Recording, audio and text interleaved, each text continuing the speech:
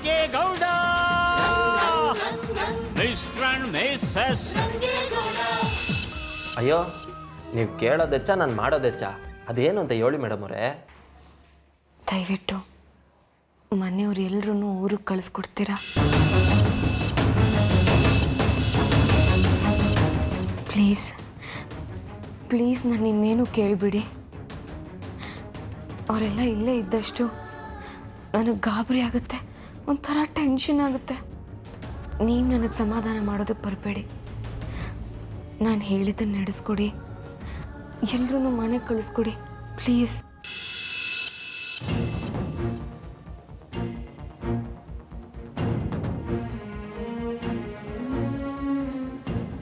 ಚಿತ್ರ, Chitra ಹೇಗಿದೆಯಮ್ಮ?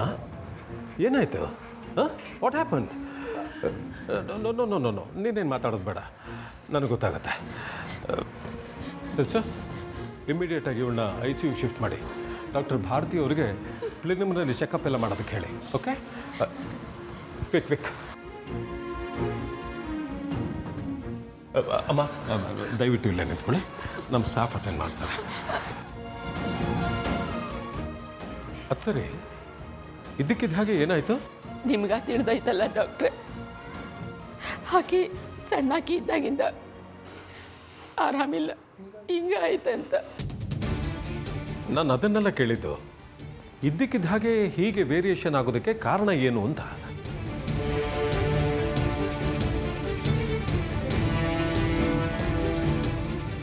Pulse ತುಂಬ weak ಆಗಿದೆ. ಈ ಬಾರಿ ಬಹಳ ಸೀರಿಯಸ್ ಆಗಿ ಅಟ್ಯಾಕ್ ಆಗಿದೆ ಅನ್ಸುತ್ತೆ.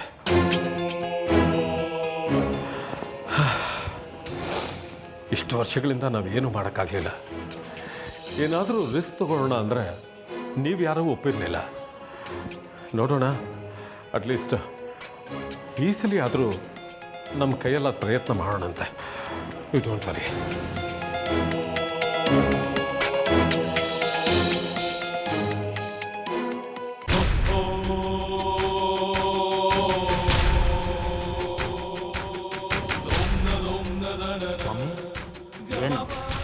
ನೀನು ಸೌತಿ ಮಗ ಇಲ್ಲಿ ಯಾರು ಇರೋದೇ ಬೇಡ, ಮನೆಗೆ ಹೊರಟೋಗ್ಬಿಡಿ ಅಂದ್ಬಿಟ್ನಲ್ಲ. ಅದು ಅವನಂದಿರೋ ಮಾತುಗಳಲ್ಲ ಕಣ್ಲ. ಅವಳಲ್ಲ ಅವಳು ಎಂದ್ರು ಮುನುಗ್ತಾ ಮನಗಿದ್ರು ಮನಸ್ಸೆಲ್ಲ ನಮ್ಮ ಕಡೆನೇ ಸುಳಿತಾ ಇತ್ತು ನೋಡು. ಅವಳು ಹೇಳಿ ಕಲಿಸಿರೋದನ್ನ ಅವನಿಲ್ಲಿ ಒದರ್ಬಿಟ್ಟು ಹೋಗೋನಾಟೆ. ಅಯ್ಯೋ ಇರಲಿ ಬಿಡು ಮಮ್ಮಿ, ನಾವಿಲ್ಲಿ ಅವಳನ್ನ ಕಾಯ್ಕೊಂಡು ಕೂತ್ಕೊಳ್ಳೋದಕ್ಕಿಂತ ಮನೆಗೆ ಹೋಗಿ ನಾಟಿ ಕೋಳಿ ಸಾರು ಮಾಡ್ಕೊತೀನಲ್ಲ ಬಾ. ನಾನಿಲ್ಲಿ ಕಾಯ್ಕೊಂಡು ಕುಂತಿರೋದು ಅವಳು ಬೇಗ ಹುಷಾರಾಗಲಿ ಅಂತಲ್ಲ, ಅದು ಹೆಂಗೆ ನೆಗೆದು ಬೀಳ್ತಾಳೆ ಅನ್ನೋದನ್ನು ಕಣ್ತುಂಬ ನೋಡೋಕ್ಕೆ ಅಂತ ಕಾಯ್ಕೊಂಡು ಕುಂತೀನಿ ಕಣ್ಣ. ಏಯ್, ಇನ್ನೆಲ್ಲಿ ನೆಗೆದು ಬಿದ್ದಾಳೆ ತೆಗಿಯಪ್ಪ. ನೀನೇ ನಿನ್ನ ಕೈಯಾರ ನಿನ್ನ ರಕ್ತ ಕೊಟ್ಟು ಬದುಕಿಸ್ಕೊಂಡ್ಬಿಟ್ಟಿದೀಯಾ. ನಿನ್ನ ರಕ್ತ ತಗೊಂಡ್ಮೇಲೆ ಯಾವ ಜೀವ ತಾನೇ ಸುಲಭವಾಗಿ ಓದೋದು? ದಿಟನೇ ಹೇಳ್ತಿದ್ದೀನಿ ತಂಗಿಯವ. ಅದೇನೋ ಹೇಳ್ತಾರಲ್ಲ ಹಂಗೆ, ಪಾಪಿ ಚಿರಾಯು ಅಂದಂಗೆ. ನಿನ್ನ ಪಾಪಿ ರಕ್ತ ತಗೊಂಡ್ಮೇಲೆ ಅವಳ ಜೀವ ಅಷ್ಟು ಸುಲಭವಾಗಿ ಎಲ್ಲಿ ಓದೋದು? ಸರಿಯಾಗಿ ಅಟ್ ಕಾಯ್ಸ್ಕೊಂಡಿದೀಯಾ ಬಿಡು. ಮಮ್ಮಿ, ನೀನೇನು ಏನು ಮಾತಾಡದೆ ಸುಮ್ಮನೆ ಕೂತಿದ್ಯಾ? ಹಾಳಾದವಳು ಇಂದು ಮಾಡೋ ಕೆಲಸ ನೆಟ್ಟಿಗೆ ಮಾಡಿದಿದ್ರೆ ಈಟೆಲ್ಲ ಆಯ್ತಾನೆ ಇರಲಿಲ್ಲ. ಸರಿಯಾದ ಜಾಗ ನೋಡಿ ಗೊಂಡೆಕಲ್ ಮ್ಯಾಗ ತೊಳ್ಬಿಟ್ಟಿದ್ರೆ ಜೀವನೇ ಹೊಂಟೋಗಿರೋದು. ಅಯ್ಯೋ ತೆಂಗ್ಯಪ್ಪ, ನಾನು ಏನು ಬಡ್ಕೊಳ್ಳಿ? ಪಾಪಿ ಸಮುದ್ರ ಬಕ್ರು ಮಳೆಗಾಲದ ನೀರು ಅಂತಾರಲ್ಲ, ಹಂಗೆ ಇವಳು ಎಲ್ಲೋ ನಮ್ಮಿಬ್ರಿಗಿಂತ ಶಾನೆ ಪಾಪ ಮಾಡಿರ್ಬೇಕು, ಅದಕ್ಕೆ ನಾ ಬದಿಕೊಂಡವಳೆ. ನೀನೇ ಯೋಚನೆ ಮಾಡಿ ನೋಡು, ಬೆಡ್ತಿಂದ ಉಳ್ಕೊಂಡ್ರು ಬದಿಕೊಂಡವಳೆ ಅಂದರೆ ಅವಳು ಅಲ್ಲಿ ಬದುಕಿರ್ಬೋದು, ಯಾರು ಅವಳಿಗೆ ಬದುಕಂತ ಜೀವ ಕೊಟ್ಟಿರ್ಬೋದು. ಆದರೆ ಆ ಜೀವವ ಹಂಗೆ ನೆಮ್ಮದಿಯಾಗಿರೋಕ್ಕೆ ನಾನು ಬಿಟ್ಟುಬಿಟ್ಟೆನಾ? ಮಮ್ಮಿ, ಈಗ ನಮ್ಮ ಹತ್ರ ಇರೋದು ಎರಡೇ ಚಾಯ್ಸು. ಒಂದು, ಅವಳು ಇಲ್ಲಿಂದ ಎದ್ದು ಬರ್ದೇರಾಗಿ ಇಲ್ಲೇ ಮುಗಿಸೋದು, ಅಥವಾ ಮನೆಗೆ ಬಂದಮೇಲೆ ಮುಗಿಸೋದು. ಏನು ಮಾಡೋಣ?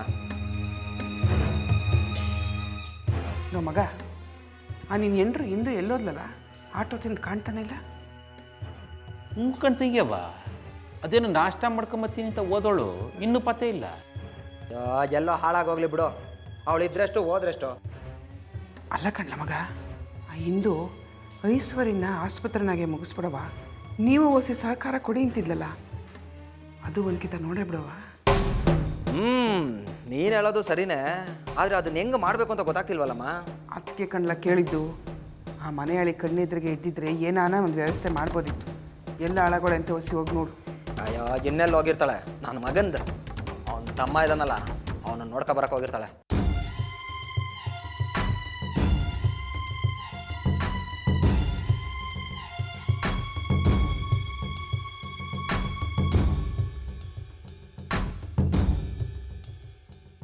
ಅವ ಏನಾಯ್ತವ? ಯಾಕೆ ಎಲ್ಲರೂ ಹಿಂಗೆ ಗಂಭೀರವಾಗಿ ಯೋಚನೆ ಮಾಡ್ತಾ ಇದ್ದೀರಾ? ಏನಿಲ್ಲ ಕಣ್ಲ ಮಗ, ಅದು ಇಂದು ಎಲ್ಲೋ ಕಾಣಲಿಲ್ಲ, ಎಲ್ಲಿಗೋಗವಳೆ ಅಂತ ಯೋಚನೆ ಮಾಡ್ತಿದ್ದೆ ಆಟೆಯ.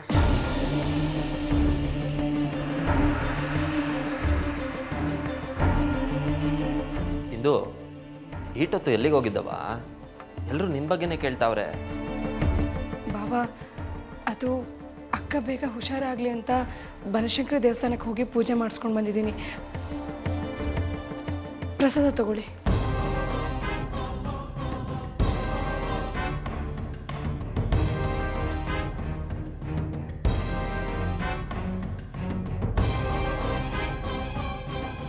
ನಮ್ಮ ಐಸು ಮೇಡಮ್ ಅವ್ರು ನೋಡಿದ್ರೆ ನಿಮ್ಮನ್ನೆಲ್ಲ ಅಟ್ಟಿಗೆ ಕಳಿಸ್ಬಿಡು ಅಂತ ಹೇಳ್ತಾರೆ. ನಾನು ಹೆಂಗೋ ಗಟ್ಟಿ ಮನ್ಸು ಮಾಡ್ಕೊಂಡು ಹೇಳ್ಬಿಡ್ತೀನಿ. ಆದರೆ ದಿಟ್ಟವಾಗ್ಲೂ ನೀವು ಹೋಗಲೇಬೇಕು ಅಂತ ಹೇಳೋಕ್ಕೆ ನನಗೆ ಮನಸ್ಸಾಗಕ್ಕಿಲ್ಲ ಕಣವ.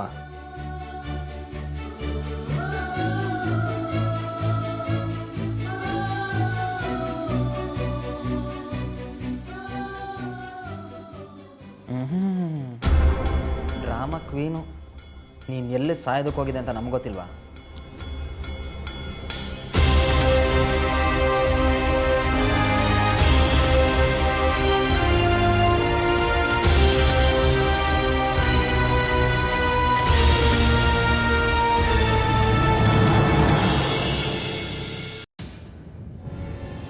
ನೀವು ನನ್ನನ್ನು ನನ್ನ ತಮ್ಮನ ನೋಡೋದಕ್ಕೆ ಹೋಗಿದ್ದೆ ಅಂತ ಅಂದ್ಕೊಂಡಿರ್ತೀರಾ ಮಿಸ್ಟರ್ ಮಹೇಶ್.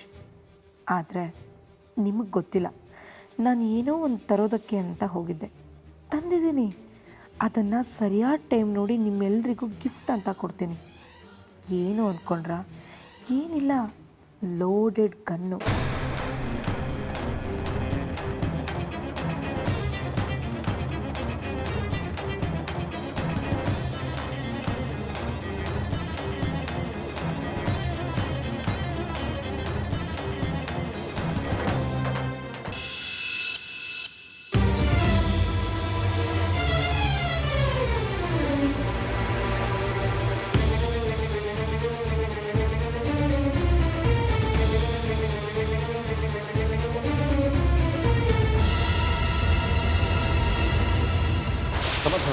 ಸಮಾಧಾನ ಮಾಡ್ಕೋ ಚಿತ್ರ. ನಿನ್ನ ಪಲ್ಸು ತುಂಬ ವೀಕ್ ಆಗಿದೆ. ಎನರ್ಜೈಸ್ ಮಾಡಿದ್ದೀನಿ. ಇನ್ನೊಂದು ಸ್ವಲ್ಪ ಹೊತ್ತಲ್ಲಿ ನಿನಗೆ ಮಾತಾಡೋಕ್ಕೆ ಶಕ್ತಿ ಬರುತ್ತೆ. Okay? No no no no don't remove that. ಹಾಕುಮ್ಮ. ಡಾಕ್ಟ್ರೇ, ನಂಗೆ ಮಾತಾಡೋಕೆ ಚಲೋ ಅನಿಸ್ತದೆ. ನನ್ನನ್ನು ಕೂಡ ತುಸು ಮಾತಾಡ್ಬೋದೇನ್ರಿ? ಹೇಳಮ್ಮ, ಏನು ಹೇಳಬೇಕು ಅಂತಿದೆಯಾ? ನಾನೊಂದು ಪ್ರಶ್ನೆ ಕೇಳಬೇಕಂತ ಮಾಡೀನಿ. ಕರೆ ಹೇಳ್ರಿ, ನಾ ಬದುಕ್ತೀನೇನೋ?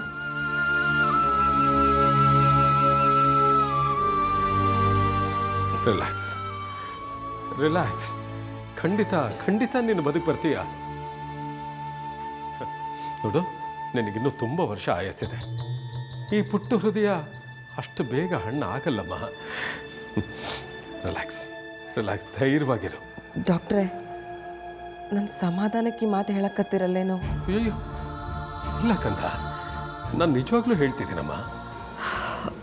ಡಾಕ್ಟ್ರೇ, ನೀವು ಸುಳ್ಳು ಎಷ್ಟು ಚಲೋ ಹೇಳ್ತೀರಿ. ಒಂದು ಮಾತು ಹೇಳ್ತೀನಿ ರೀ, ನನಗೆ ಸುಮ್ಗ ಬದುಕೋ ಆಸೆ ತೋರಿಸ್ಬೇಡ್ರಿ. ನನ್ನ ಕಣ್ಣಾಗಿನ ಕನಸುಗಳು ನಾ ಸಾಯೋ ಮುಂದೆ ನನ್ನ ಕಣ್ಣು ಮುಂದೆ ಬಂದು ಕುಳಿತಿರ್ತಾವ. ಭಾಳ ತ್ರಾಸ ಆಗ್ತೈತಿ. ಕರಿ ಹೇಳ್ರಿ, ನಾ ಬದುಕ್ತೀನೇನೋ?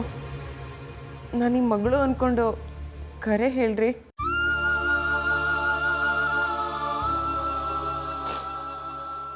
ಎಂಥ ಪ್ರಶ್ನೆ ಕೇಳ್ತಿದೀಯಮ್ಮ?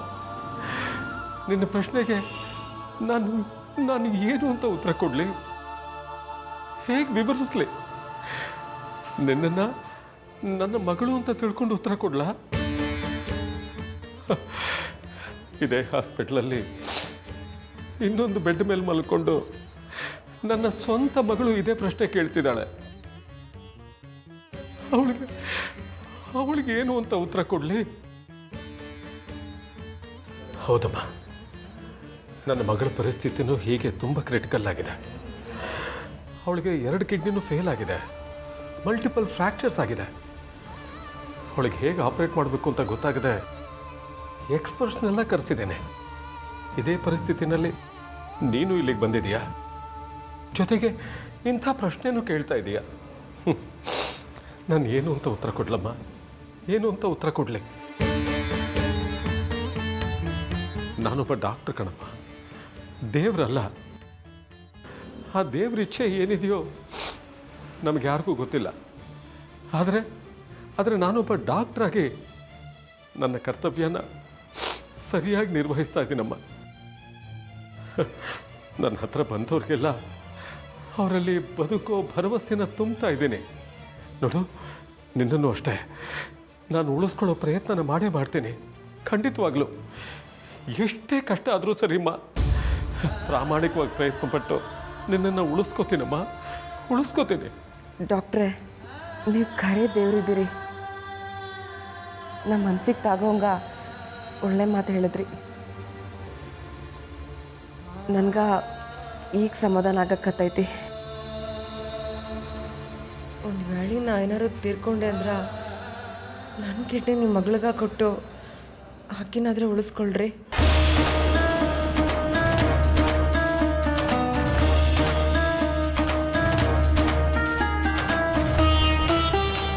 ಅಯ್ಯೋ, ಎಂಥ ಮಾತಾಡ್ತಿದ್ಯಮ್ಮ? ಹೌದ್ರಿ, ನಾವು ಬಂದಾಗಲೆಲ್ಲ ಅಂಗಾಂಗ ದಾನದ ಬಗ್ಗೆ ಹೇಳ್ತಿದ್ರಿ. ನಾವು ಹೂ ಅಂದಿದ್ವಿ. ಈಗ ಕರೆ ಹೇಳಕತ್ತೀನ್ರಿ. ನಾವೊಂದು ವೇಳೆ ತೀರ್ಕೊಂಡೆ ಅಂದ್ರೆ ನನ್ನ ಕಿಡ್ನಿ ನಿಮ್ಮ ಮಗಳಿಗೆ ಕೊಟ್ಟು ಆಕೆ ಪ್ರಾಣ ಉಳಿಸ್ಕೊಳ್ರಿ. ನನ್ನ ದೇಹದಾಗ ಏನೇನು ಉಪಯೋಗ ಬರ್ತೈತಿ, ಕಣ್ಣು, ಕಿಡ್ನಿ, ಅದೆಲ್ಲ ಬೇಕಾದವ್ರಿಗೆ ಕೊಡ್ರಿ. ನಾ ಸತ್ತು 4 ಮಂದಿಗೆ ಉಪಯೋಗ ಆಗ್ಬೇಕಂತ ಮಾಡೀನ್ರಿ. ಅಮ್ಮ ಚಿತ್ರ, ಇಷ್ಟು ಚಿಕ್ಕ ವಯಸ್ಸಿಗೆ ಅದೆಷ್ಟು ದೊಡ್ಡ ಮಾತಾಡಿ ನನ್ನ ಮನಸ್ಸೇ ಗೆದ್ದು ಬಿಟ್ಟೆಮ್ಮ. ನೋಡು, ನನ್ನ ಮಗಳ ಬಗ್ಗೆ ಆಮೇಲೆ ಯೋಚನೆ ಮಾಡೋಣ. ಈಗ ಅದೆಷ್ಟೇ ಕಷ್ಟ ಆದರೂ ಪರವಾಗಿಲ್ಲ, ನಾನು ಮೊದಲು ನಿನ್ನನ್ನು ಉಳಿಸ್ಕೊಳ್ಳೋ ಪ್ರಯತ್ನ ಮಾಡ್ತೀನಿ. ನಿನ್ನು ನನ್ನ ಮಗಳ ಥರನೇ ನೋಡ್ಕೋತೀನಮ್ಮ, ಮಗಳ ಥರನೇ ನೋಡ್ಕೋತೀನಿ.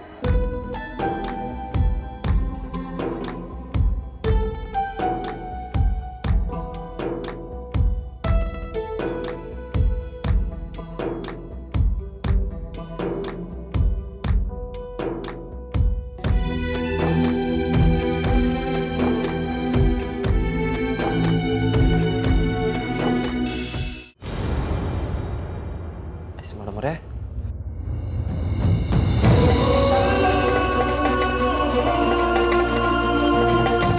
ಸಾನೇ ನೋವಾಗ್ತಾಯ್ತು ಮೇಡಮ್ ಅವರೇ. ಆಗ್ತಿದೆ ಗೌಡ್ರೆ, ನೀವು ತಾನೇ ಏನು ಮಾಡೋಕ್ಕಾಗುತ್ತೆ? ಏನು ಮಾಡೋಕ್ಕಾಗಕ್ಕಿದ್ರೆ ಅದಕ್ಕೆ ಸಾನೇ ಬೇಸರ ಆಯ್ತದೆ. ನೀವು ಹೀಗೆ ಬೇಜಾರು ಮಾಡ್ಕೋತೀರಲ್ಲ, ನಂಗೆ ಅದು ನೋಡಿದ್ರೆ ತುಂಬ ಖುಷಿ ಆಗುತ್ತೆ. ಎಷ್ಟು ಮುದ್ದಾಗಿ ಬೇಜಾರು ಮಾಡ್ಕೋತೀರಾ. ಹೌದೌದು, ಆದರೂ ಐಸು ಮೇಡಮ್ ಅವರೇ, ಈ ಪಾರ್ಟಿ ನೋವಲ್ಲೂ ನಗ್ನಗ್ತಾ ಇರ್ತೀರಲ್ಲ, ಇದೆಲ್ಲ ಹೆಂಗೆ ಅಂತ. ಮನ್ಸು ಮಾಡಿದ್ರೆ ಆಗುತ್ತೆ ಗೌಡ್ರೆ.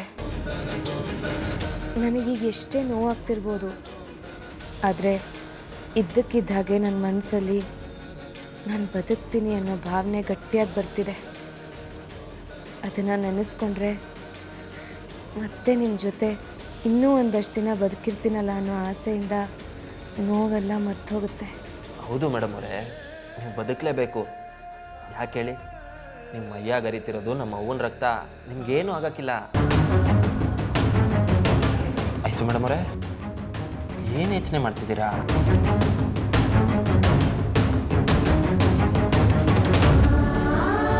ಹೇಗಿದೆಯಾ ಮಗಳೇ?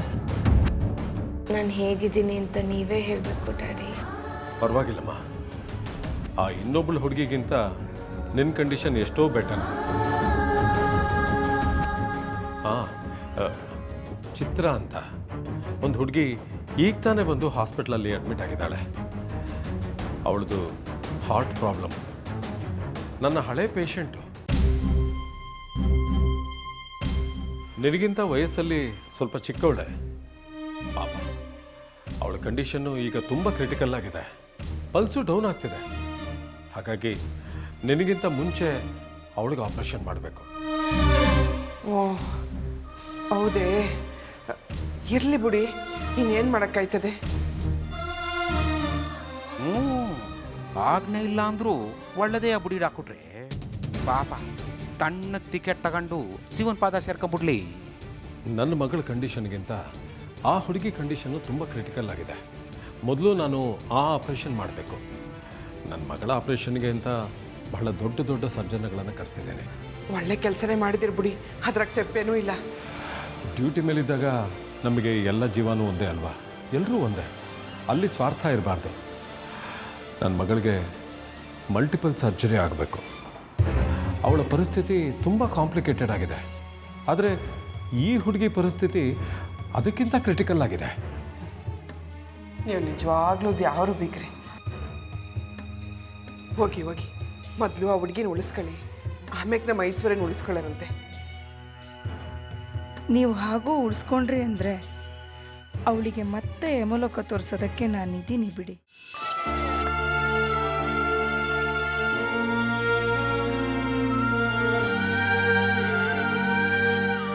ಅಮ್ಮ, ಇನ್ನೊಂದು 5 ನಿಮಿಷದಲ್ಲಿ ಅವ್ರಿಗೆ ಓಟಿ ಕರ್ಕೊಂಡು ಹೋಗ್ತೀವಿ. ಅವರೇನೋ ಮಾತಾಡ್ಬೇಕಂತೆ, ಮಾತಾಡ್ಕೊಳ್ಳಿ.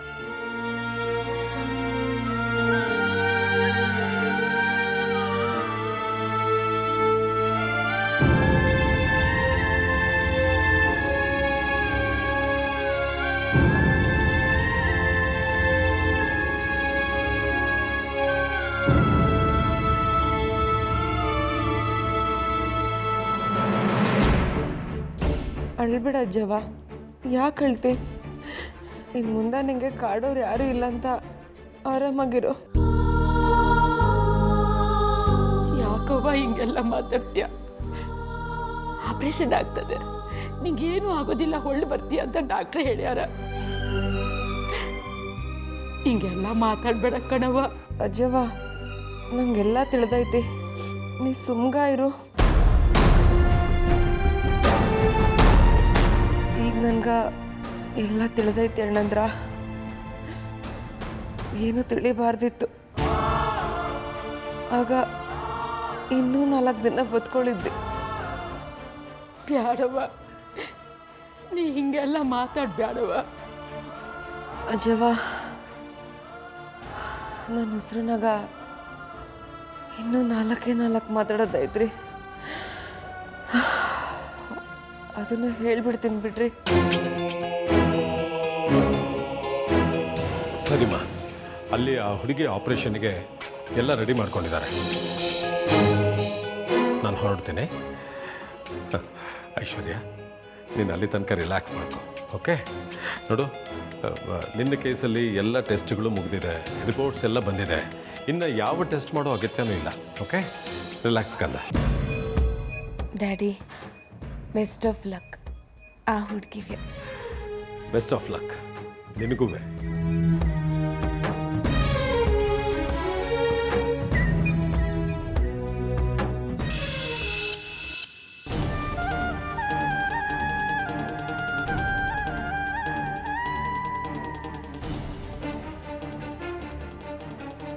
ಗೌಡ್ರೆ, ಏನಾಯ್ತು? ತುಂಬ ಟೆನ್ಷನಲ್ಲಿರೋ ಆಗಿದ್ದೀರಾ? ಏನಿಲ್ಲ ಐಸು ಮೇಡಮ್ ಅವರೇ, ನಿಮಗೆ ಗೊತ್ತಲ್ಲ, ತಿರ್ಗಾ ನಿಮಗೆ ಆಪ್ರೇಷನ್ ಮಾಡಬೇಕು ಅಂತವ್ರೆ. ಅಷ್ಟೇ ತಾನೇ? ಈಗಾಗಲೇ ಒಂದ್ಸಲ ಭರ್ಜರಿಯಾಗಿ ಟ್ರೈ ಮಾಡಿದ್ದಾರೆ. ಅವ್ರಿಗಿನ್ನೂ ಸಮಾಧಾನ ಆಗಿಲ್ಲ ಅನಿಸುತ್ತೆ. ಇನ್ನೂ ಅದೇನೇನು ಮಾಡ್ತಾರೋ ಮಾಡಲಿ ಬಿಡಿ. ಅಲ್ಲ ಮೇಡಮ್ ಅವರೇ, ಮತ್ತೆ ಮತ್ತೆ ನಿಮಗೆ ನೋವಾಗಕ್ಕಿಲ್ವಾ? ನೋವು ಆಗ್ತಿಲ್ಲ ಅಂತ ಹೇಗೆ ಹೇಳಿ ಗೌಡ್ರೆ? ಈಗಲೂ ಪ್ರಾಣ ಹೋಗೋಷ್ಟು ನೋವು ಆಗ್ತಿದೆ. ಆದರೆ ಎದುರಿಗಿರೋ ನಿಮ್ಮ ಮುಖ ನೋಡ್ತಾ ಇದ್ದೀನಲ್ಲ, ಆಗೆಲ್ಲ ನೋವು ಮರ್ತು ಹೋಗುತ್ತೆ. ನಿಮ್ಮ ಜೊತೆ ತರಲೆ ಮಾಡಬೇಕು ಅನಿಸುತ್ತೆ, ತುಂಟತನ ಮಾಡಬೇಕು ಅನಿಸುತ್ತೆ. ಆದರೆ ಒಂದೇ ಒಂದು ಬೇಜಾರು ಏನು ಗೊತ್ತಾ ಗೌಡ್ರೆ? ನಾನು ಎದ್ದು ನಿಮ್ಮ ಕುತ್ತಿಗೆಗೆ ಜೋತ್ ಬಿದ್ದು ಮುತ್ತಾಡೋಕ್ಕಾಗಲ್ವಲ್ಲ ಅಂತ ಬೇಜಾರು.